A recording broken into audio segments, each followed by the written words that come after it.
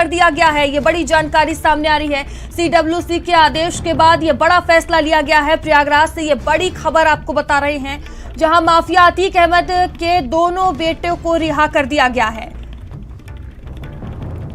एजम और आबान बाल सुधार गृह से रिहा किए गए हैं। सीडब्ल्यूसी के आदेश पर रिश्तेदार को सुपुर्द किया गया है।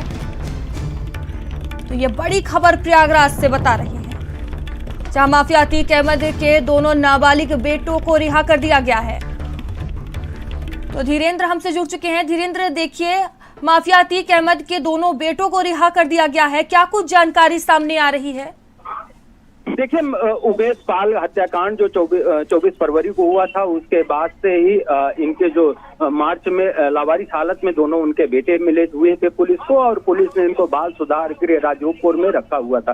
पिछले करीब 8 महीने के बाद आज उनको बाल सुधार गृह से रिहा किया गया है। बताया ये जा रहा है कि उनके रिश्तेदार माफिया अतीक अहमद की जो रिश्ते की बहन लगती है, वो यहाँ पर आई है और वो यहाँ से वो बच्चों को अपने साथ में लेकर गई हैं। सीडब्ल्यूसी की रिपोर्ट के मुताबिक बच्चों ने उनसे गुजारिश किया था कि वो अब अपने परिजनों के साथ रहना चाहते हैं और वो पढ़ाई करना चाहते हैं, और इसी सब को देखते हुए उनके परिजनों के साथ में उनको भेजा गया है, यानी बाल सुधार गृह से उनको आज रिहा कर दिया गया है।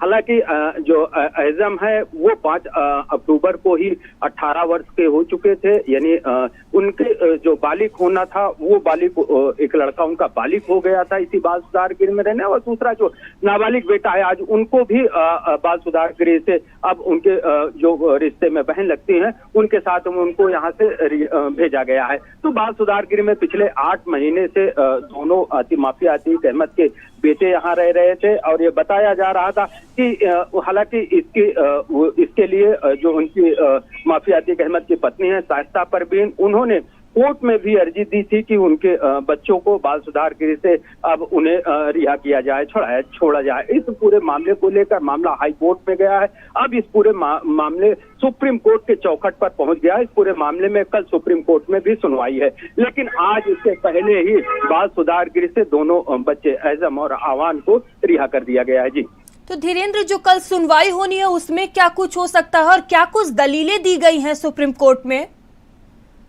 देखिए, सुप्रीम कोर्ट ने सीडब्ल्यूसी को पूरे मामले में एक रिपोर्ट सबमिट करने के लिए कहा था, और यहाँ पर सीडब्ल्यूसी की एक टीम आई हुई थी और बच्चों से बातचीत किया था। बच्चों ने उनको ये बताया था कि वो अपने परिजनों के साथ रहना चाहते हैं और अपनी आगे की पढ़ाई करना चाहते हैं। ये सब चीजों को रिपोर्ट सीडब्ल्यूसी ने तैयार कर लिया है, और सीडब्ल्यूसी ने जो बच्चों के बयान थे उनसे बातचीत जो की थी, उसके बाद यहाँ पर बाल सुधार गृह में यहाँ पर एक रिपोर्ट सबमिट की थी और उनको रिहा करने का आदेश दिया था। तो आज जो बच्चे हैं सीडब्ल्यूसी के रिपोर्ट के आधार पर आज बच्चों को यहाँ से रिहा कर दिया गया है। उनके जो रिश्तेदार हैं वो यहाँ पर साथ में आए थे और उनको साथ में यहाँ से रिहा कर दिया गया है। तो अब कल जो रिपोर्ट सबमिट किया जाना था, क्योंकि इस तरीके से प्रेयर की गई थी कि बच्चे को वहां पर रखा गया है और दोनों नाबालिग हैं। हालांकि जो एजम है वो अब बालिग हो चुका है, आबान जो है वो अभी नाबालिग है। लेकिन सीडब्ल्यूसी की जब यहाँ पर टीम पहुंची थी और जो बच्चों से बातचीत किया था, तो बच्चों ने जब अपना बयान दिया था उसमें कहा था कि अपने करियर को लेकर वो लोग चिंतित हैं और यहाँ पर रहकर वो पढ़ाई नहीं कर पा रहे हैं, तो उनको आगे की पढ़ाई करना है। उसको सब सारी जो टीम थी उन बच्चों का बयान लिया है। अब इस पूरे मामले में कल सुप्रीम कोर्ट में सीडब्ल्यूसी अपना रिपोर्ट प्रस्तुत करेगी। जी धन्यवाद धीरेन्द्र, हमसे जुड़ने के लिए और तमाम जानकारियों के लिए।